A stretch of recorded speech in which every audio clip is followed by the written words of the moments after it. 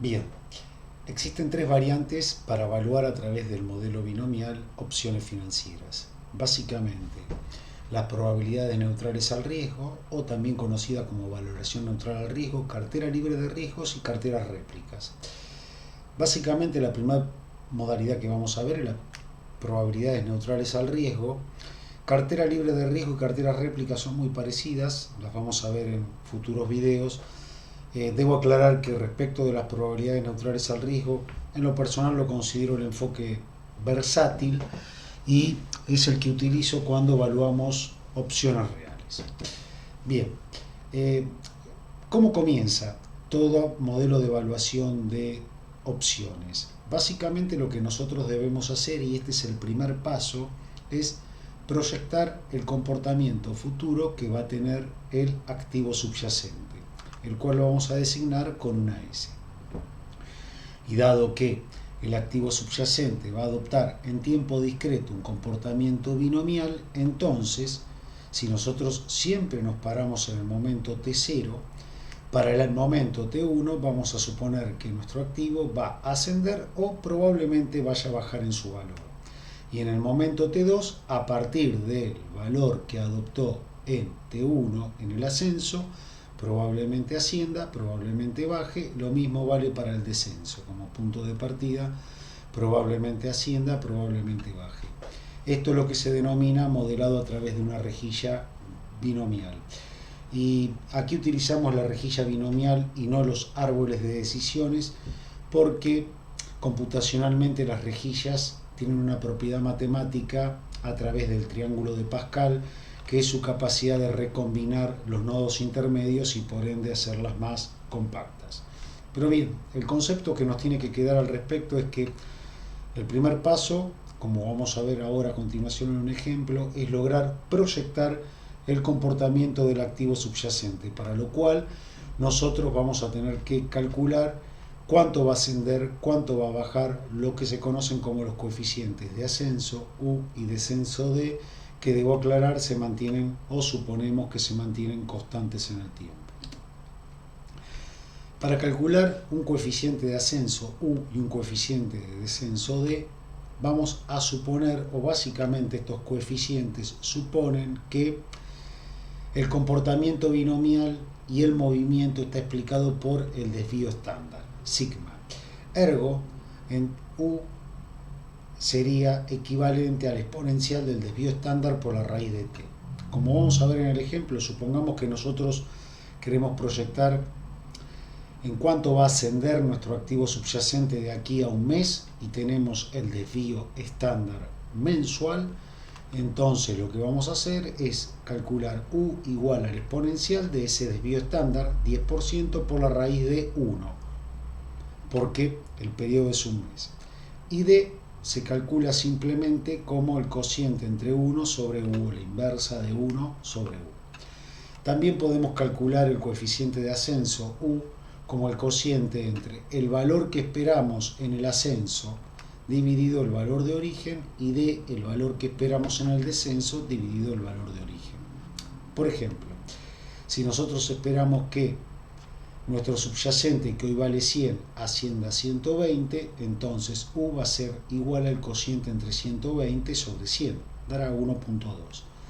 Y si nosotros esperamos que baje a 80, entonces D va a ser el cociente entre 80 y 100, va a ser equivalente a 0,8. En definitiva, U y D son reexpresiones de lo que sería el movimiento, la volatilidad. Bien, vamos ahora con un sencillo ejemplo y vamos a suponer que yo ya les doy el valor de U y de D. Supongamos que U es igual a 1.2 y D es igual a 0,83. Ya están dadas estas cifras. Vamos a concentrarnos en cómo utilizamos estos valores para proyectar el comportamiento estocástico de nuestro activo subyacente siguiendo una distribución binomial. Si nuestro punto de partida hoy, que es un dato que sacamos del mercado, es que nuestro activo subyacente, el valor de la acción, es igual a 100 pesos, y suponemos que el factor de ascenso es 1.2 y el de descenso es 0.83, entonces vamos a calcular que para dentro de un periodo el activo subyacente nuestro de 100 va a ascender a 120 y de 100 va a bajar a 83,33. A esta conclusión llegamos aplicando esta ecuación: 100 por 1.2 o 100 por 0,83. Factor de ascenso, factor de descenso.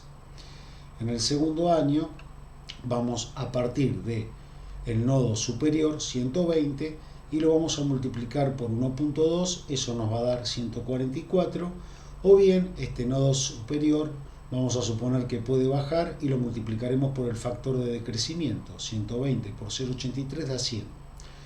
Mismo procedimiento aplicamos al nodo inferior, 83,33 por 1.2 da 100, 83,33 por 0,83 da 69,44. Obsérvese la capacidad recombinante en 100 pesos que tiene esta rejilla binomial.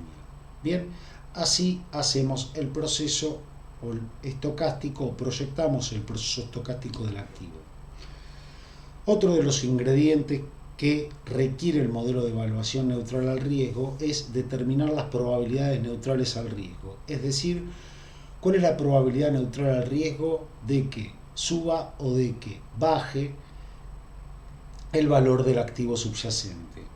Estas probabilidades neutrales al riesgo son probabilidades para sujetos neutrales al riesgo y vamos a ver que son distintas a las probabilidades reales. Esto luego lo voy a explicar con mayor profundidad.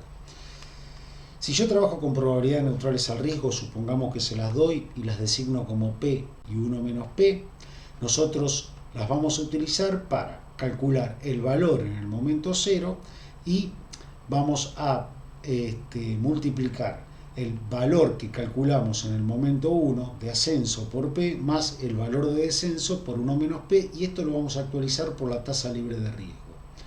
Si yo trabajo con probabilidades objetivas, éxito o fracaso de un proceso binomial, vamos a obtener el mismo valor en S0 y vamos a utilizar el mismo valor proyectado, S1 en el ascenso y S1 en el descenso. Pero en vez de usar P, vamos a utilizar unas probabilidades Q y 1 menos Q y voy a actualizar por la tasa ajustada por riesgo. La probabilidad Q y 1 menos Q es más optimista que la probabilidad P y 1 menos P. Como vamos a ver a posteriori, Q va a ser más alta que P y 1 menos P va a ser más alta que 1 menos Q, marcando el sesgo optimista. Bien, ahora, ¿cómo calculamos P y 1 menos P? Así como calculábamos U y 1 menos D y D, con sigma, P lo vamos a calcular de la siguiente manera. P es equivalente a 1 más el tipo libre de riesgo menos D sobre 1 menos D.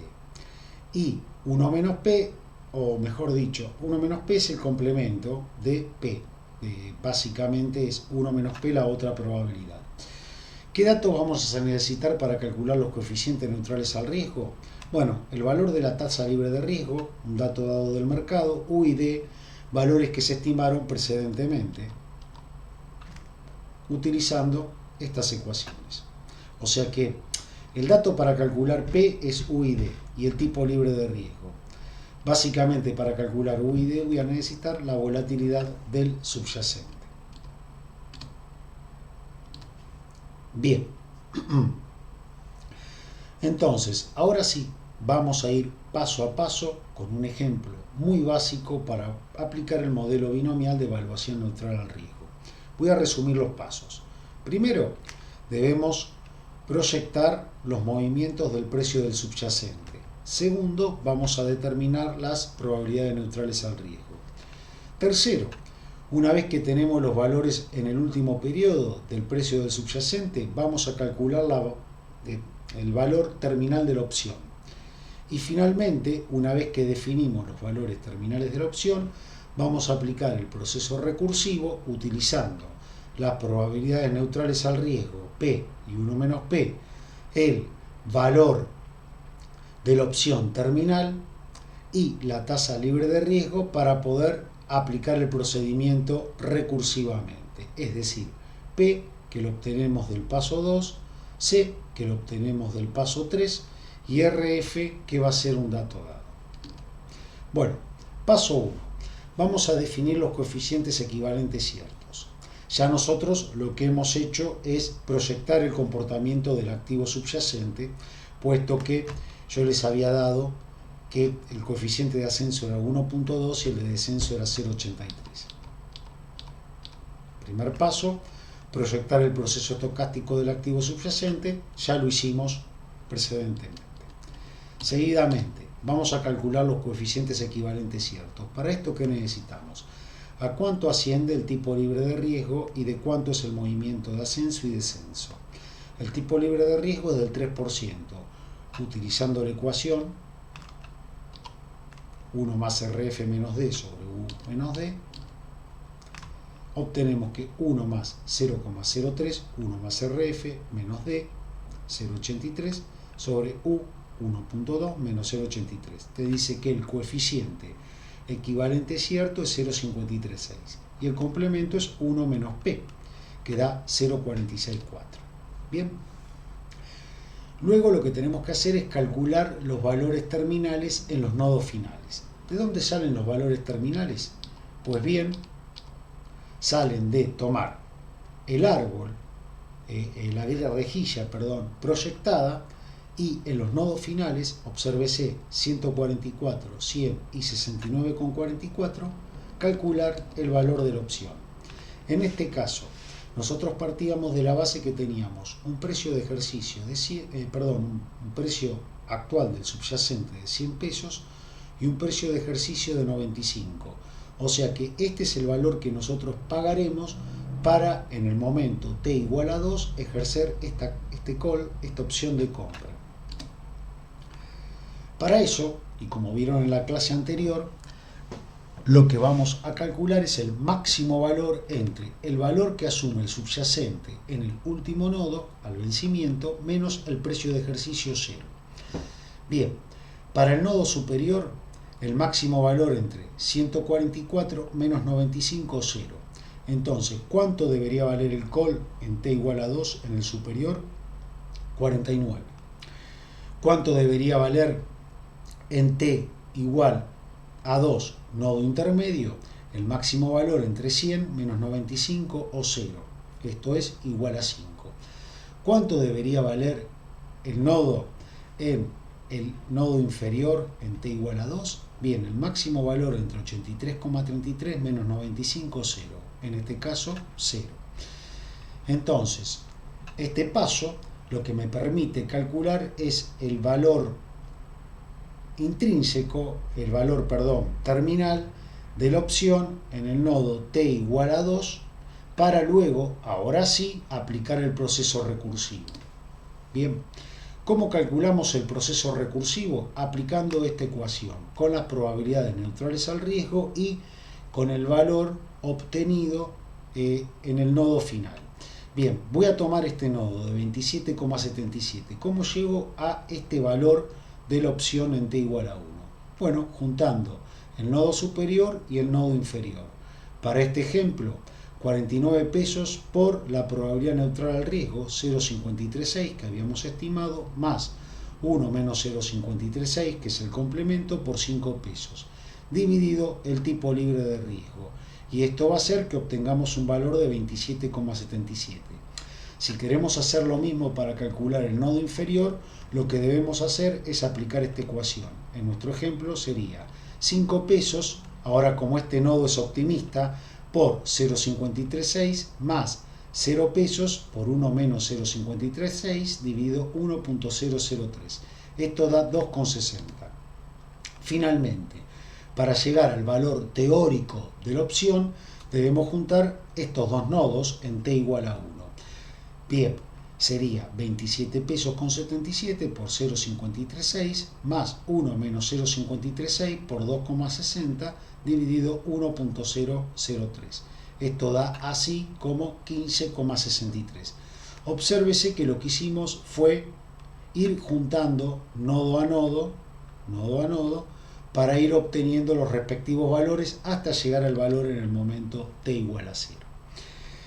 El valor 15,63 es el valor del put del call equivalente. Si yo quiero calcular el valor del put equivalente, tengo dos caminos. o lo evalúo, como vamos, les voy a dejar un ejemplo, al put paso a paso, o aplico la ecuación de paridad put-call para el put equivalente. Recordemos que la ecuación paridad put-call, ¿a qué es igual? El valor del put menos el call es igual al precio de ejercicio, valor actual del precio de ejercicio, menos el valor hoy del subyacente. ¿Qué tengo que hacer para calcular el valor del put? Despejar el call. Básicamente, X por el factor de actualización menos S hoy más el valor del call va a ser igual al put. En otras palabras, 15,63 valor del call más 95, que es el precio de ejercicio en t igual a 2, por e a la menos 0,03, que es el tipo libre de riesgo, por 2, menos cuánto vale hoy el subyacente, 100 pesos, te da el put equivalente. Bueno, algunas conclusiones respecto de este modelo de evaluación de opciones con probabilidades neutrales al riesgo. La probabilidad objetiva de variación del precio del subyacente es irrelevante para el valor de la opción, es decir, la probabilidad a la cual estamos acostumbrados. La actitud frente al riesgo de los inversores también es irrelevante. La única variable aleatoria de la que depende el valor de la opción es el precio del subyacente, y el precio del subyacente va a seguir un recorrido binomial UID en función al desvío estándar, que es la clave que nosotros debemos capturar.